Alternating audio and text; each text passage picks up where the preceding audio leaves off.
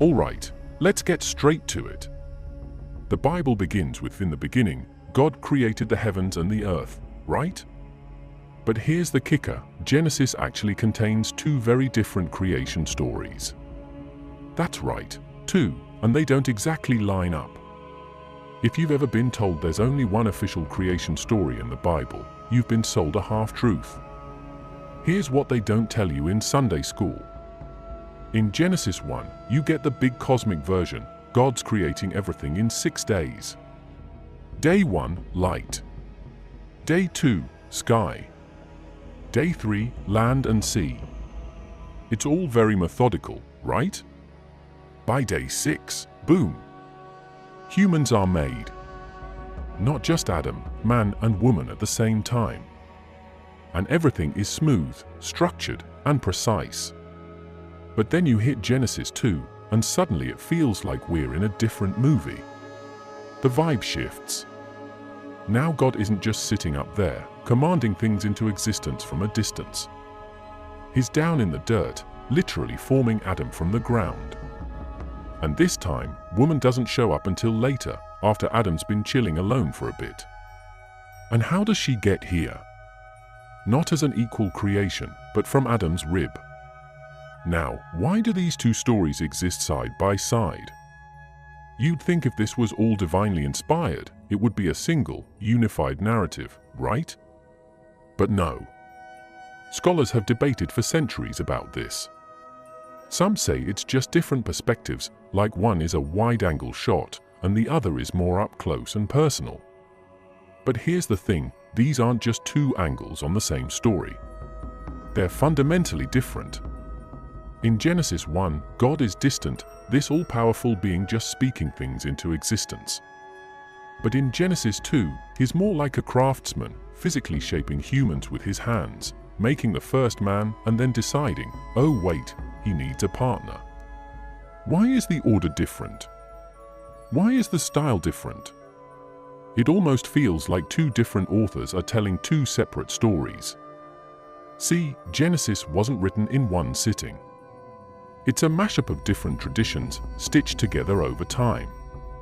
Some parts of the Bible come from a priestly source, focused on laws and rituals. That's where you get that structured, 6-day creation. Then there's the more personal, human-centered narrative. That's where we get the Adam and Eve drama. And the craziest part? These stories are so different, they can't even agree on the order of creation. Think about that for a second. In Genesis 1, men and women are created simultaneously. They're equal, side by side from the start. But Genesis 2 has this whole Adam first, then Eve from a rib thing going on. That's a huge shift in perspective, right? So, why do these two accounts exist in the same holy book? Is it because early Hebrew writers wanted to merge different ideas into one? Or could it be that the Genesis we read today is a carefully curated remix of older stories? I mean, what if both versions are there because the people writing this stuff weren't trying to give you one perfect narrative? They were giving you their best shot at explaining something that, frankly, is way bigger than we can wrap our heads around. And here's where it gets even more interesting. The first story doesn't even mention the Garden of Eden. That whole bit, the serpent, the tree, the fall of man? It's not there in Genesis 1 at all. That only comes in the second version, and suddenly, we're not just talking about creation anymore, we're talking about morality, temptation, punishment. So, is Genesis 2 a deeper reflection on human nature, while Genesis 1 is more like the blueprint for the universe? What's wild is that people have been ignoring this for centuries. They either blend the two stories into one or pick the one they like best. But if you read carefully, you can see the cracks between the two. It's like a theological mashup, an attempt to make sense of ancient beliefs that don't always agree with each other. But here's the real bombshell: if Genesis has multiple versions of creation, what else have we overlooked? Now that you've got the two different creation stories in Genesis fresh in your mind, let's take it a step further. Because here's the thing, the Genesis wasn't even the first creation story in history. Far from it. Long before the Hebrew Bible was written, ancient civilizations were already telling their own epic stories about how the universe began. And guess what? Some of these stories are eerily similar to what you find in the Bible. Take the Enuma Elish from ancient Mesopotamia. This text is way older than Genesis, dating back to around 1800 BCE. And it tells a wild story. Instead of a single, calm god speaking the universe into existence, you've got a battle of the gods. There's this cosmic chaos serpent called Tiamat, and the world gets created out of her body after she's defeated. We're talking blood, war, and raw power as the building blocks of the universe. Sound familiar? Sure, it's not the same as Genesis, but some elements, like the separation of waters and the emergence of land, are too close to ignore. Now, here's the question you should be asking: why does Genesis feel so similar to these earlier stories? Is it coincidence? Or did the writers of Genesis borrow some of these ideas and give them a monotheistic twist? That's something scholars have been debating for centuries. It gets better. The Egyptians had their own creation myths too, like the one where the god Atum rises from the primordial waters and starts creating the world. Again, we see this theme of creation emerging from chaos, waters, darkness, and then, boom, life appears. And guess what? The Greeks also had a similar thing going on in their theogony with Gaia and chaos. All these stories share common threads: primordial waters, gods or forces shaping the world, and chaos being tamed into order. So, why are all these ancient stories important for understanding Genesis? Because it shows us something crucial: Genesis isn't telling us something radically new. It's part of this much larger tradition of creation myths that existed for centuries across the ancient world. But while the other stories often involved multiple gods fighting and struggling to control chaos, Genesis took a different approach. It streamlined the narrative. Instead of a pantheon of gods at war, you have one god who speaks things into existence, no battle necessary. And that's the genius of Genesis. It took elements from older stories, chaos, creation, order, but presented it in a radically simplified, monotheistic framework. It's like the biblical writers looked at all the myths floating around at the time and said, "All right, we're going to do this differently. Our God doesn't need to fight a dragon. He's just that powerful." Now, don't get me wrong. I'm not saying the writers of Genesis were copying these other myths word for word. But the evidence is hard to deny. These cultures were connected, they traded ideas, and their stories evolved together. When you realize this, Genesis stops being just a religious text and starts looking like a piece of an even bigger puzzle, a global story about humanity trying to figure out where it all began. And here's the thing. These myths didn't just shape Genesis. They shaped how ancient people saw the world, how they understood their place in the universe. If you lived in ancient Mesopotamia, you didn't see creation as this peaceful, orderly event. You saw it as the aftermath of a brutal, cosmic battle. The world you lived in was carved out of chaos, and that idea shaped everything, from how you viewed the gods to how you understood your own life. So, here's the big question: why did the authors of Genesis break away from that tradition of violence and chaos? Was it a response to those older myths? A way of saying, our God isn't like that. He's not part of the cosmic struggle. He's above it. Alright, now that we've unpacked the roots of the Genesis creation stories and how they tie into ancient myths, let's talk about something even more controversial: the Sumerians and the Anunnaki. Yeah, this one's gonna blow your mind. We're not just talking about some ancient myth here, we're talking about one of the oldest known civilizations, Sumer, located in what's now modern-day Iraq. The Sumerians had their own story of creation, but this one's got a twist that raises some seriously uncomfortable questions about the nature of human existence. In Sumerian mythology, the gods weren't sitting peacefully in heaven like in Genesis. They were called the Anunnaki, and they were supposedly beings from the sky who played a direct role in creating humans. But here's where it gets wild. the Sumerians believed that the Anunnaki created humans as a workforce, basically, to be slaves. Yeah, you heard that right. According to the ancient texts, the Anunnaki were overburdened with their tasks, so they decided to make humans to do the hard labor. They didn't just snap their fingers, though. The texts say they mold humans from clay and divine essence. Sound familiar? If you're starting to see some parallels with the Genesis story of God forming Adam from the dust of the earth, you're not alone. But in the Sumerian version, humans weren't created to rule over the earth, they were created to serve the gods. Now, here's where things take an even crazier turn. Some modern theorists, especially those who dabble in ancient astronaut theories, believe that the Anunnaki might not have been just mythological gods. They suggest that the Anunnaki were actually extraterrestrials who came to Earth and genetically engineered humanity. Yep, we're talking alien intervention in the creation of mankind. According to this theory, the Anunnaki didn't just come from the heavens metaphorically. They literally came from another planet and engineered humans to be their labor force.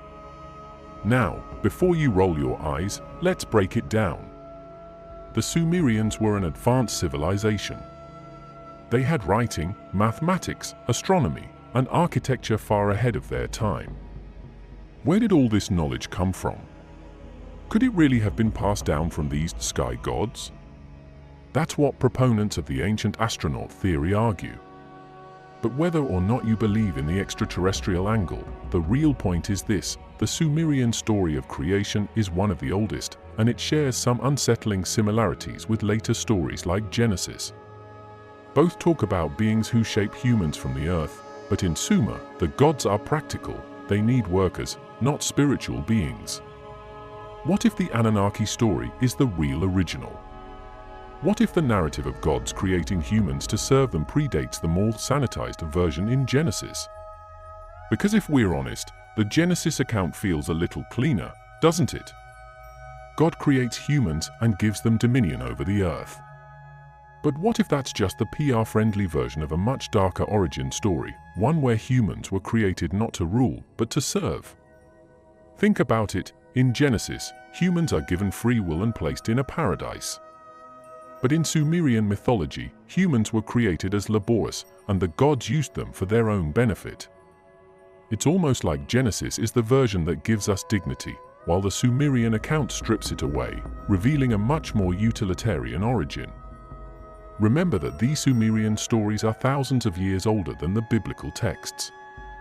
So when you read Genesis, you've got to wonder how much of that story is a retelling or reworking of much older myths, like those of the Anunnaki.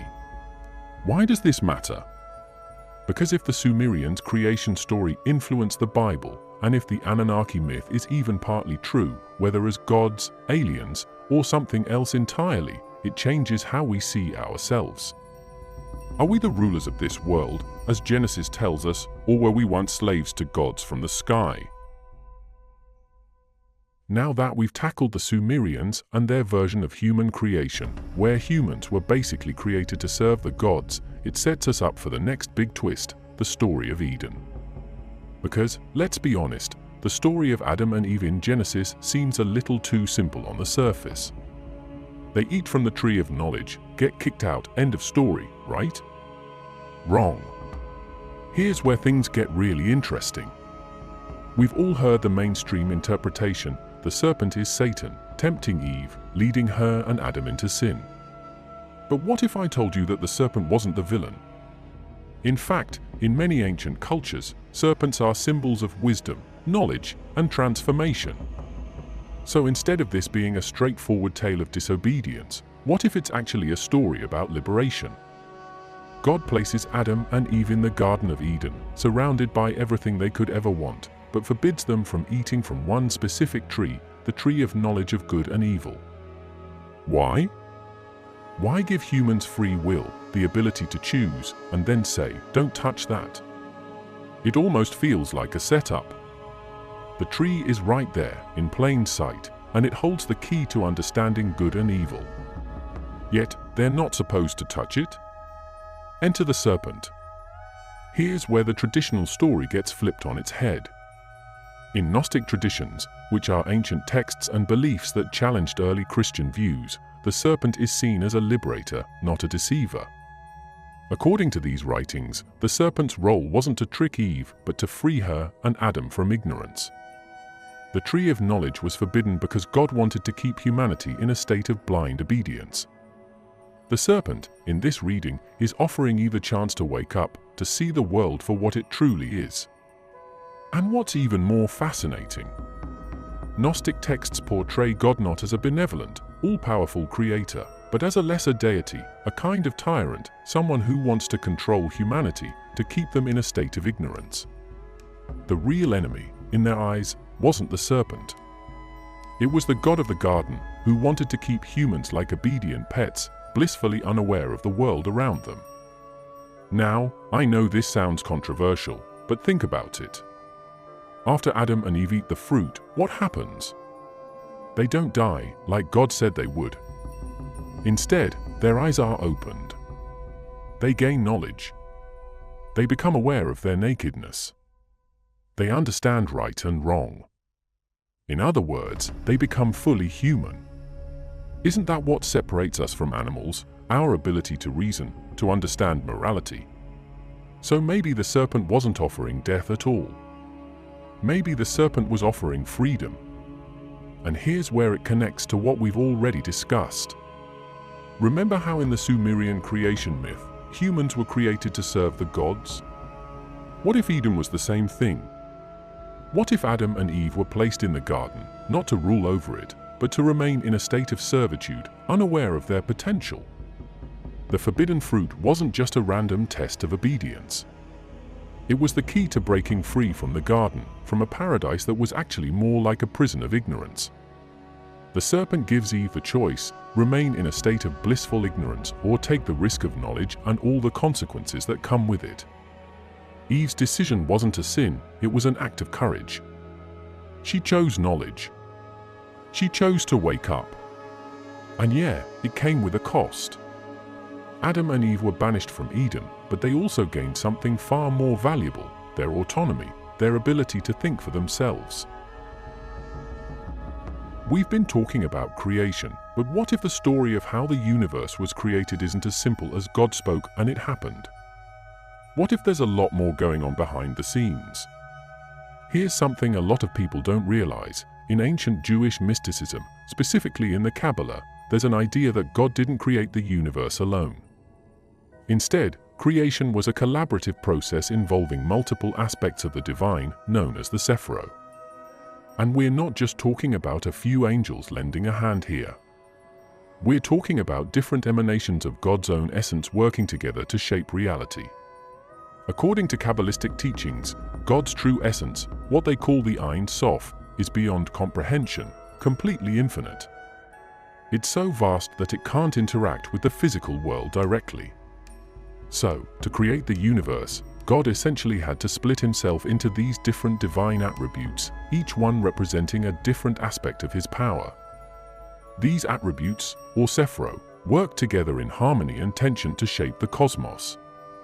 Now, this idea throws a wrench into the traditional God spoke, and boom, it's done version of creation that we get in Genesis. In this Kabbalistic view, creation wasn't a smooth process. It was full of complexity, with different parts of the divine essence pulling in different directions. Think of it as a cosmic balancing act, where divine energy was being channeled through the Sephirot to bring order out of chaos. And it gets even weirder.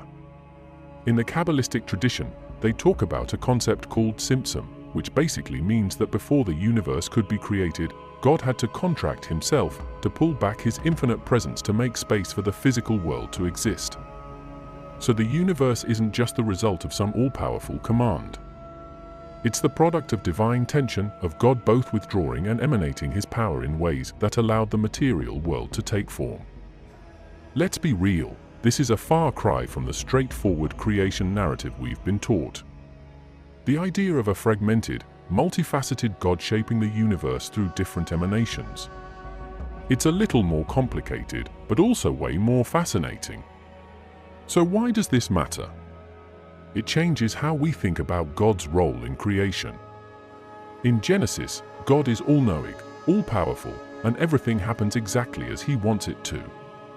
But in the Kabbalistic view, creation is more like a process, almost like God is experimenting with different ways of manifesting His essence in the physical world. It's not chaos-like in the Mesopotamian myths, but it's also not as clean and perfect as the Genesis account suggests. And here's the kicker: it means that God Himself is in some way involved in a dynamic process. He's not this distant figure who creates with the snap of His fingers. He's involved, even to the point of self-limitation, making room for a world where things can unfold, where humans can exist, and where free will actually has meaning. This connects perfectly with what we've already talked about. If the serpent in Eden wasn't just tempting humans into disobedience, but was offering them a chance at knowledge, this whole idea of a fragmented, dynamic God fits right in. The universe itself wasn't created to be static, it was created through tension and balance, and that tension trickles down to the choices humans have to make.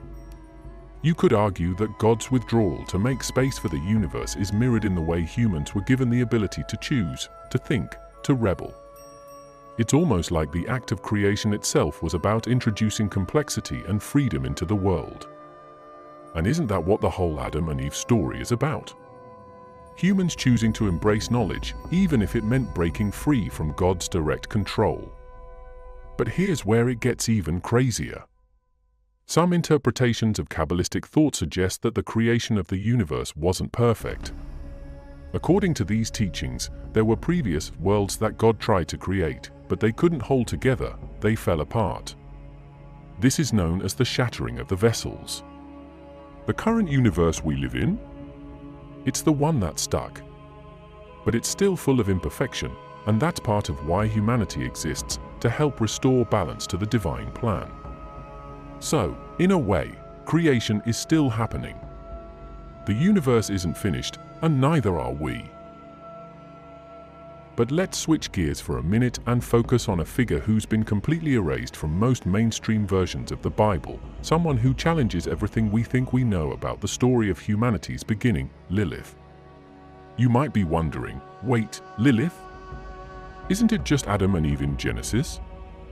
Well, here's the thing, before Eve, there was another woman, Lilith.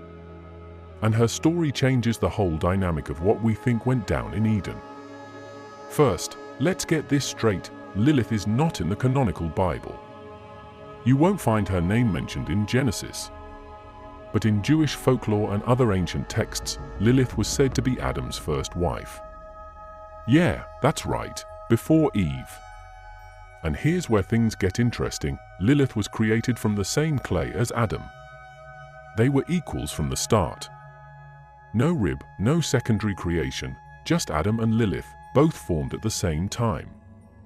Sounds fair, right? But this is where things take a turn.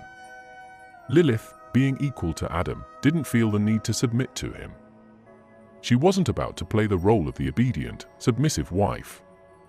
So what does she do? She leaves. That's right, she walks away from Eden, from Adam, from everything. And here's where her story disappears from most retellings, but let's dig into what this really means. Lilith wasn't just rejecting Adam. She was rejecting the entire system that placed her beneath him. In a sense, Lilith represents rebellion, autonomy, and female independence, all things that, quite frankly, didn't sit well in the patriarchal world that wrote and rewrote these texts. Her story was so dangerous to the status quo that later religious traditions had to bury it, demonize her, and replace her with Eve, the more compliant, obedient woman who comes from Adam's rib. But let's pause and think about this. If Lilith was Adam's equal, why did the story need to be rewritten? Why did the focus shift to Eve, created from Adam's body and thus somehow subordinate to him? Could it be that Lilith's refusal to submit posed too much of a threat to the idea of male dominance, and so her story had to be wiped from the official narrative? Now, remember how we talked about the idea of balance and tension in creation from the Kabbalah in the last section? This concept of duality fits right in here. Lilith and Eve represent two opposing forces, Lilith, the symbol of autonomy and defiance, and Eve, the symbol of compliance and traditional femininity. In some ways, it's as if humanity needed both figures: Lilith, the one who breaks free, and Eve, the one who accepts the role she's given, for the story to move forward. Later texts, particularly in medieval Jewish mysticism, depict Lilith as something darker, almost demonic. She's painted as a seducer, a killer of infants, a figure to be feared. But why? What's the real reason Lilith had to be cast out, not just from Eden, but from the entire narrative? Some say it's because she represents a challenge to the very structure of divine order. If Lilith, a being created as Adam's equal, could reject her place and walk away, that implies humans have the power to resist the roles they're assigned, not just by society, but by God. That's a terrifying thought for any system based on obedience. By demonizing Lilith, the writers of later texts were sending a clear message: defy the system, and you become the enemy. They couldn't allow the story of a woman who stood up to divine authority and rejected her role to become a symbol of empowerment, so they twisted her into a villain. But here's the thing: even though her story was erased from the mainstream, Lilith's legacy never truly disappeared. Over time, she became a symbol of female empowerment and independence. In modern feminist readings of the story, Lilith is seen as the ultimate rebel against patriarchal control. She refused to be anyone's subordinate, not Adam's, not God's. And for that, she was punished, erased, demonized. Which raises the question, what would the world look like if Lilith had stayed? If she and Adam had truly been equals from the beginning, how different would the story of humanity be? Maybe Eden wasn't just a setup for the fall, it was a stage for a power struggle, one that ended with Lilith being forced out to make room for Eve, the woman who would follow the rules. Now that we've uncovered Lilith's story and seen how it challenges the traditional narrative, let's talk about something even more mind-blowing. What if this world wasn't the first one God created? Yep, you heard that right. There's a theory, rooted in ancient Jewish mysticism, that suggests the world we live in isn't the first version of creation. In fact, according to Kabbalistic teachings, God tried to create the universe multiple times before, and those earlier worlds? They didn't work out. They were imperfect, they fell apart, they were destroyed. It's called the shattering of the vessels, a cosmic event where previous creations couldn't contain the divine light, and they basically collapsed under the weight of their own imperfection. Think about that for a second. What if we're living in the latest attempt at creation? What if the world we know today is just one version in a series of cosmic experiments? And if that's the case, then creation wasn't just a one-time event. It's an ongoing process, with each iteration coming closer to something sustainable, something that works. Now, this isn't just some far-off, mystical idea. It actually fits perfectly with everything we've been talking about. Remember how we discussed the tension between chaos and order, knowledge and ignorance, freedom and obedience? Those tensions aren't just themes in the stories, they're built into the fabric of creation itself. The idea that God had to try again multiple times reflects the reality that creation is messy, imperfect, and full of challenges. And it's not just creation that's ongoing, humanity's role in this process is ongoing, too. According to Kabbalistic thought, we are part of the process of repairing the world, something called tikkun olam. We're here to help fix what's broken, to balance the forces of chaos and order, to restore what was shattered during the creation process. In other words, humanity isn't just an accident of creation, we're essential to its completion.